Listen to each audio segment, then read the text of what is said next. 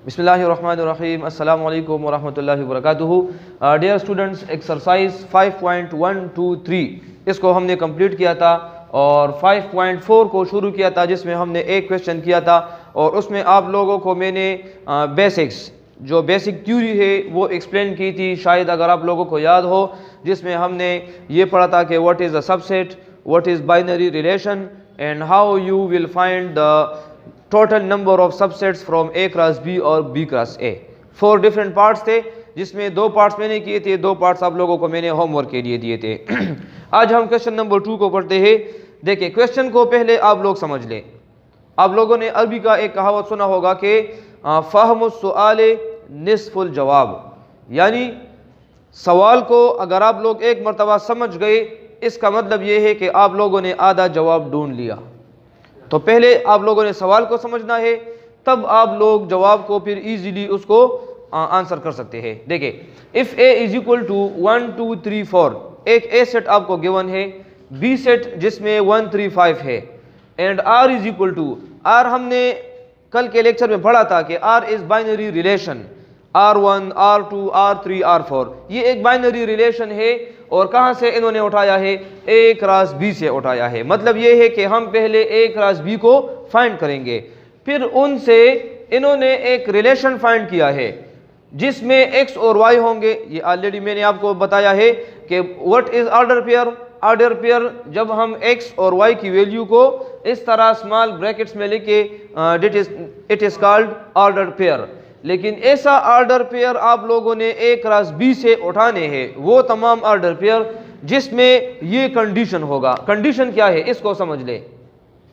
Condition ये है y की वैल्यू लेस होनी चाहिए x की वैल्यू से, यानी x की वैल्यू ग्रेटर होनी चाहिए है y की वैल्यू से। बस इस शर्त को आप लोग अपने साथ याद रखें तो आप लोग क्वेश्चन को इजीली समझ सकते हैं। शाबाश, आप लोग शुरू करें, साथ साथ लिखते भी जाए और समझने की कोशिश भी किया करें। ठीक है, शुरू करें। शाबाश। सबसे पहले हम क्या करेंगे? ए क्रॉस बी को फाइंड करेंगे। तो यहाँ पर मैं लिख देता हूँ ए क्रॉस बी। ए में हमारे साथ जो गिवन है वो है 1 2 3 4, यहाँ क्रॉस अपनी जगह पर आ जाएगा और बी की जगह आ जाएगा 1 3 एंड 5। अभी ए क्रॉस बी फाइंड करेंगे, 1 को 1 के साथ, 1 को 3 के साथ और 1 को 5 के साथ। तो ये ऐसा आ जाएगा, A cross B will be equal to 1 cross 1 1 3 1 5। इसके बाद 2 की बारी है, तो यहाँ पर आ जाएगा 2 1 2 3 एंड 2 5।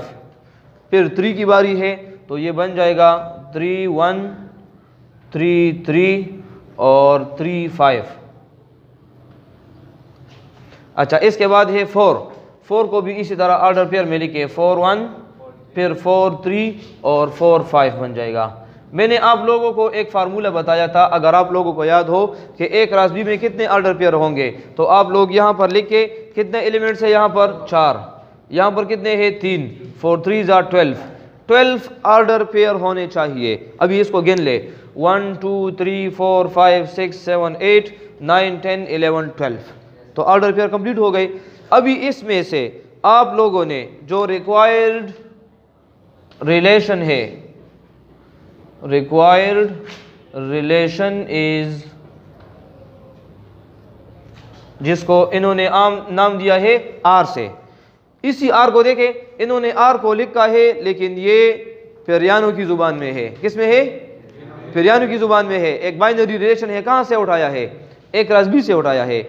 लेकिन इसको आप लोगों ने ये देखे सवाल में क्या लिखा है, टेबुलर फॉर्म में इस रिलेशन को आप लोग रिप्रेजेंट करें। तो यहाँ से शाबाश, मुझे आप लोगों ने बताना है। सोचे, यहाँ पर इस ऑर्डर पेयर में x और y की वैल्यू सेम है, ऐसा ऑर्डर पेयर आप लोगों ने उठाना है जिसमें x की वैल्यू ज्यादा होगी।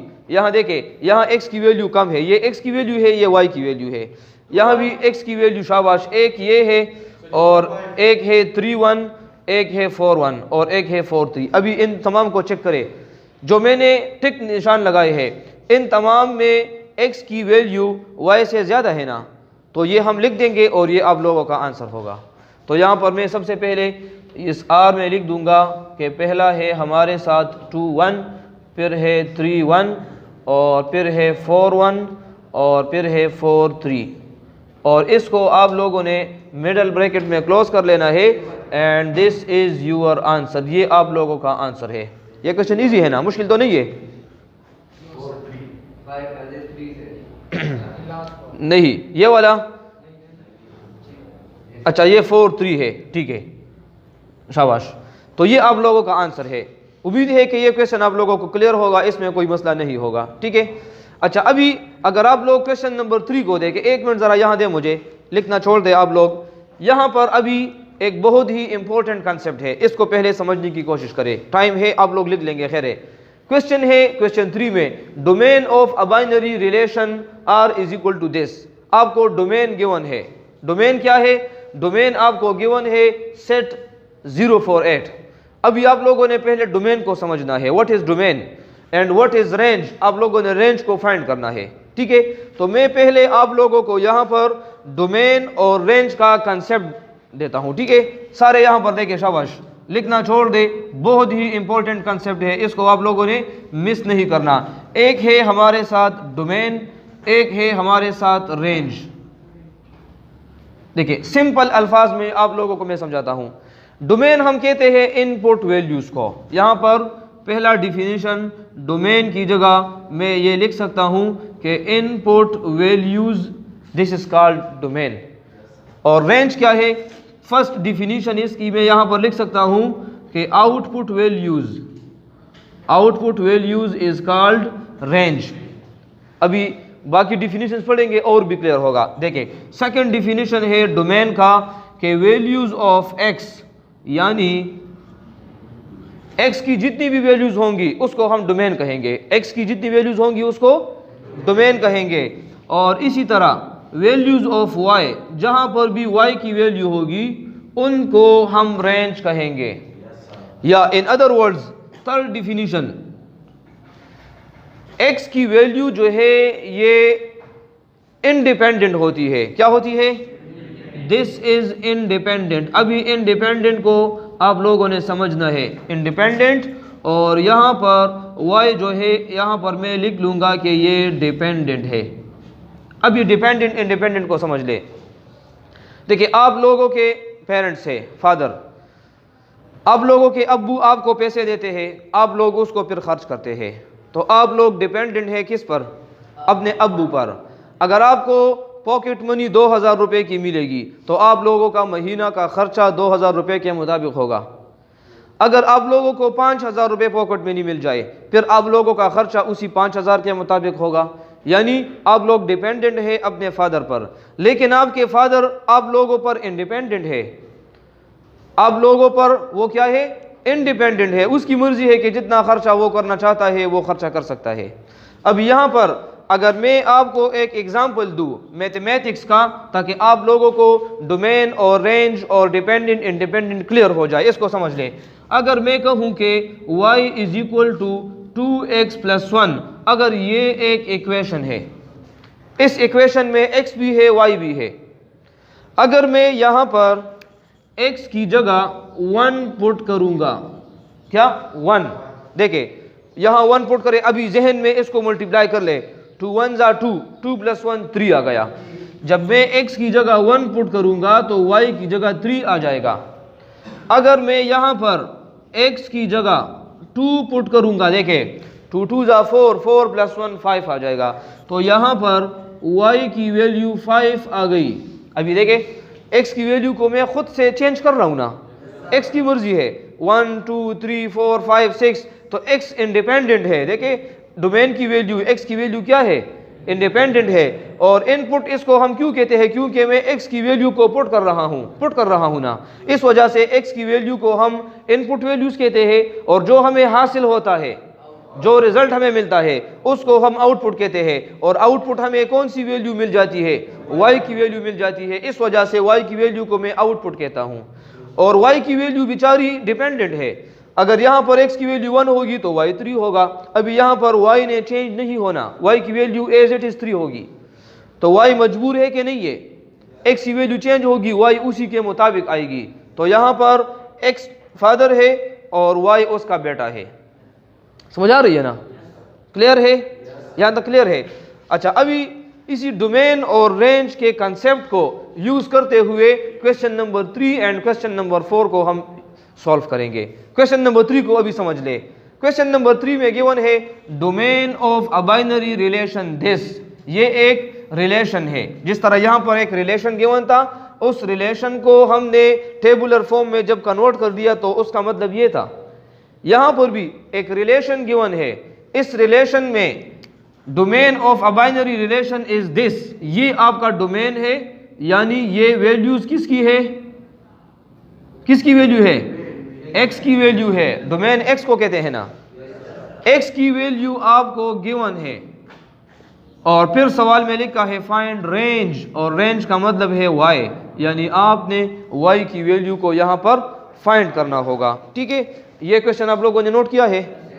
ठीक है। अच्छा, मैं इस क्वेश्चन को थोड़ा सा रफ कर लेता हूँ, क्योंकि यहाँ पर इस क्वेश्चन को मैं अभी सॉल्व करूँगा। ठीक है, अगर आप लोगों ने इसको नोट करना है तो स्क्रीनशॉट ले ले और उसके बाद कॉपी में इसको नोट कर ले। ठीक है। अच्छा, अभी इस क्वेश्चन को तो आप लोग समझ गए ना कि यहाँ पर हमें डोमेन गिवन है और डोमेन के बाद आप लोगों ने क्या फाइंड करना है? रेंज फाइंड करना है। तो अभी आप लोग यहाँ पर रेंज कैसे फाइंड करेंगे इसको भी समझ ले। अगर ये क्वेश्चन आप लोगों ने सीख लिया, इसके बाद क्वेश्चन नंबर 4 आप लोग फिर खुद सॉल्व कर सकते हैं। देखिए शाबाश, उसी क्वेश्चन नंबर 3 का मैं यहाँ पर सलूशन कर रहा हूँ। ठीक है।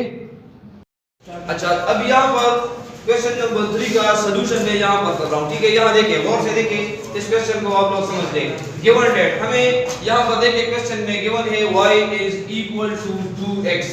ये एक इक्वेशन मुझे गिवन है, y is equal to 2x। इस इक्वेशन को मैं इक्वेशन नंबर 1 का नाम मैंने यहाँ पर इसको दे दिया। अभी देखिए डोमेन भी गिवन है ना, डोमेन 0, 4 और 8 है। तो यहाँ पर मैं पहले लिख दूंगा कि put x is equal to 0। यहाँ देखिए x की जगह पहले मैं 0 पुट करूंगा, फिर 4 पुट करूंगा और फिर 8 पुट करूंगा। Put x is equal to 0 in equation number 1। तो ये बन जाएगा ऐसा, देखिए y इज इक्वल टू 2 अपनी जगह पर x की जगह 0, तो 2 0 0 बन जाएगा। तो एक y की वैल्यू मिल गई। फिर अगर दोबारा मैं लिखूंगा put x is equal to 4 in equation number 1, जब इसको मैं पुट कर दूंगा तो ये बन जाएगा ऐसा, y is equal to 2 multiply x और x की जगह 4, तो 2 4 8 बन जाएगा। और आखिरी value put x is equal to 8 in equation number 1। जब हम 8 वैल्यू पुट करेंगे तो y की वैल्यू यहाँ पर 2 8 16 आ जाएगी।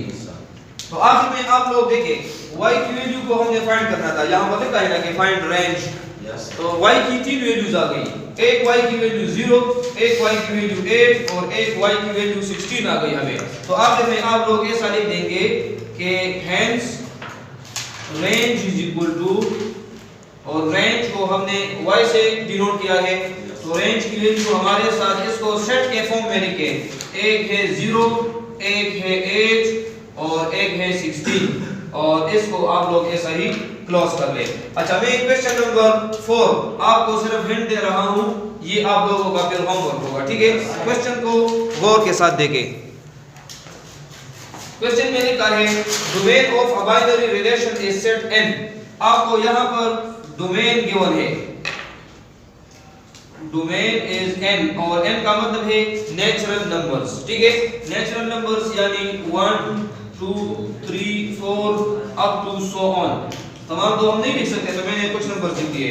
फाइंड रेंज, और आप लोगों ने रेंज को फाइंड करना है, यानी y की वैल्यू को फाइंड करना है। बिल्कुल इसी तरह सवाल है। तो मैंने आपको गिवन है, रेंज आपने फाइंड करना है, उसी तरह सवाल है। और यहाँ पर जो r आपको गिवन है वो ये है, इसको भी समझ लें, x और y such that y plus 1 is equal to 2x square। ये आपको सेट गिवन है। अभी आप लोगों ने यहाँ पर क्या करना है, जो मगज है इस क्वेश्चन का वो यहाँ पर देखिए, इसको समझ ले।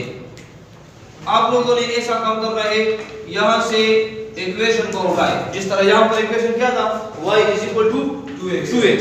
यहाँ पर इक्वेशन ये है y + 1 = 2x²।